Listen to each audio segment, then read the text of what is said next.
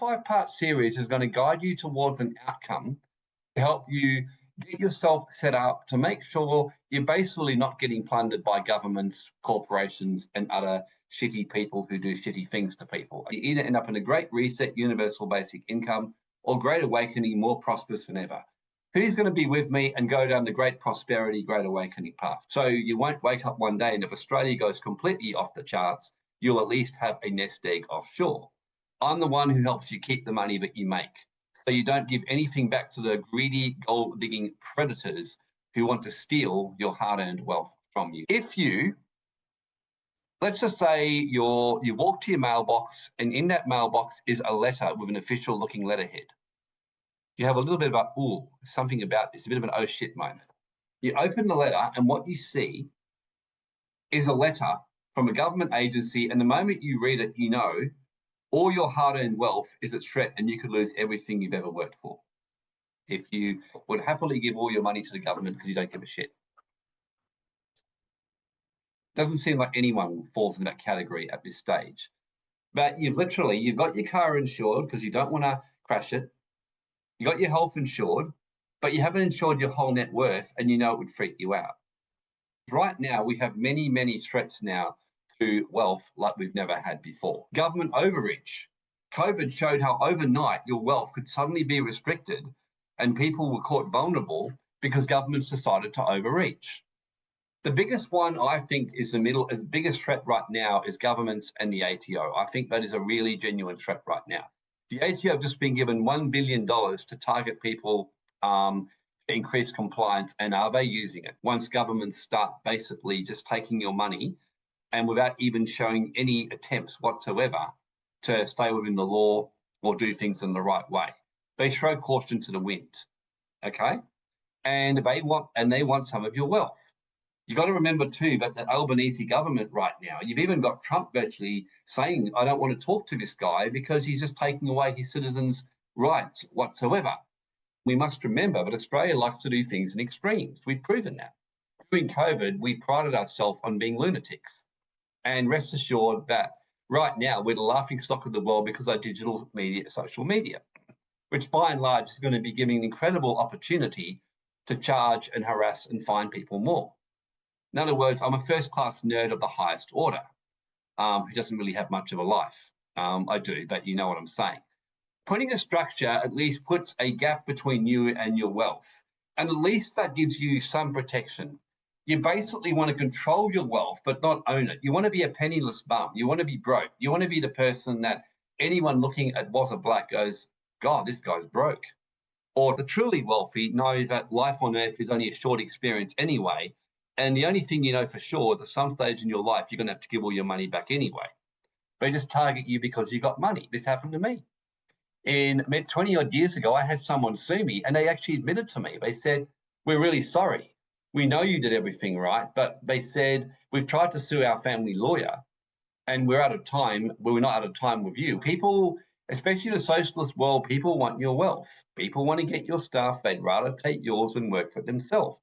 I mean, imagine if, for example, through AI or social credits, you can't access your money anymore in Australia. I think you'd be very glad if you got money sitting offshore. One of my simple rules of saying it is just to simply make sure there's an entity between you and your assets.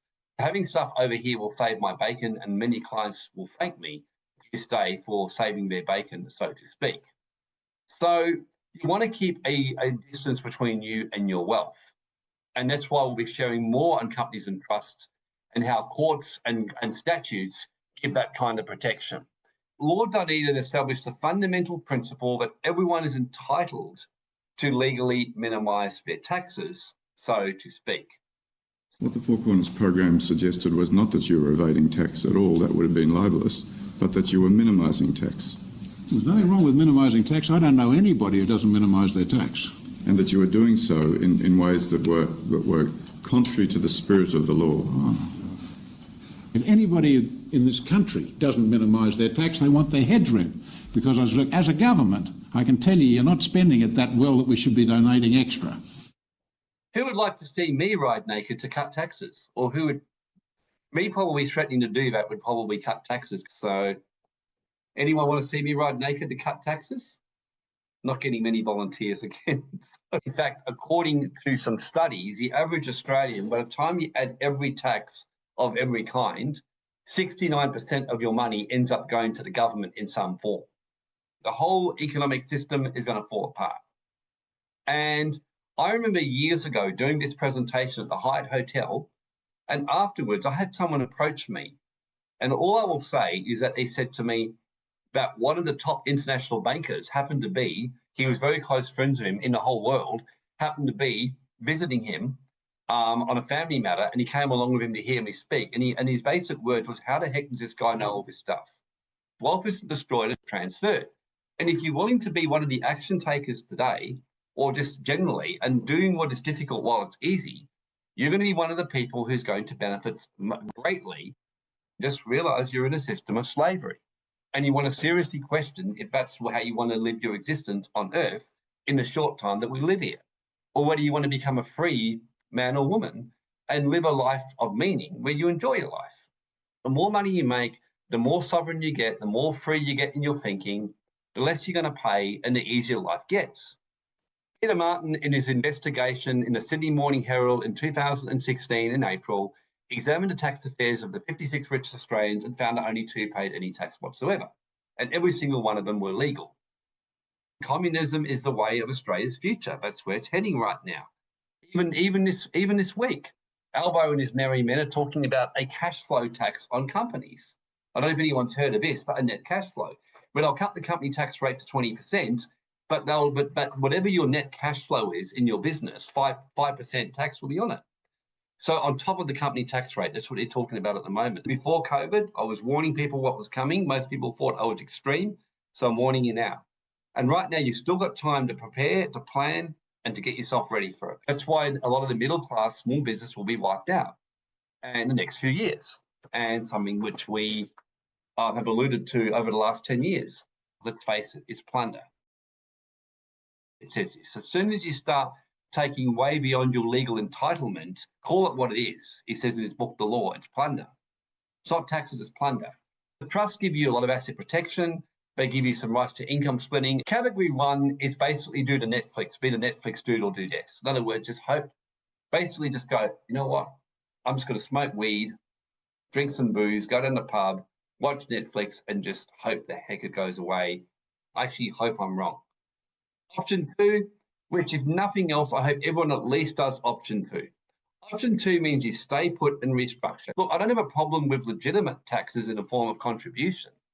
I'm talking about when you start just making shit up to move money to centralised government. I mean, call it what it is. It's plunder. I'm staying put in Australia. I'm going to live here. I'm going to go to the beach. I'm going to eat my food. I'm going to go forward. I go to Bali and I can just get on a motorbike, pay $10 a day and drive it around. Here, I have to go. I have to get a 6-month learner's permit, wait forever, go through ridiculous rigmarole, and then get it. US is like having a whole lot of different countries in one. US is doing a lot of stuff around tax minimization and things like that and making the world better. I want to actually participate in the matrix. It's learning how to be outside of it, be in it. Fred's happy to have a free chat with everyone, and you're getting someone who knows what they're doing. I think it's much needed. It's one of those things where you think you might have things sorted, but the goalposts are always moving. I mean, we know that we've got cryptos now. We know there's a bunch of new laws. So it's really important to ensure that you stay on top of it. For me, I'm all about empowerment. So I spend most of my time focusing on empowering people so they can go and live a life of purpose, you know, and not have to worry about things. I would normally charge $497 for a 60-minute conversation with myself, but there's no charge whatsoever. And how I'm treating this is my giving back to Australians. I've made myself available for the next 5 or 6 weeks for free consults. Is the way I look at it, it's like a health check. I'm very much a man of faith, but one thing that I will say is that that window is like minutely small right now. Like it is really minutely small to take action. And now is the time that you've got to take action. You really don't want to be a sole trader. I can tell you right now, it's probably the last thing that you want to be is a sole trader. I think anyone that doesn't have a trust is a goose. And I don't mean that in an offensive way, but if you're not operating from a trust and you're operating from what you would call your strawman, you know, from your Mr. Trent Chapman, Australia's in times that we haven't really seen. This guy is a gun. Like he's learned a lot working with me. I've learned working with him. This guy lives what he preaches, everyone. So the fact that he's giving you a chat, you don't want to miss that opportunity. the habit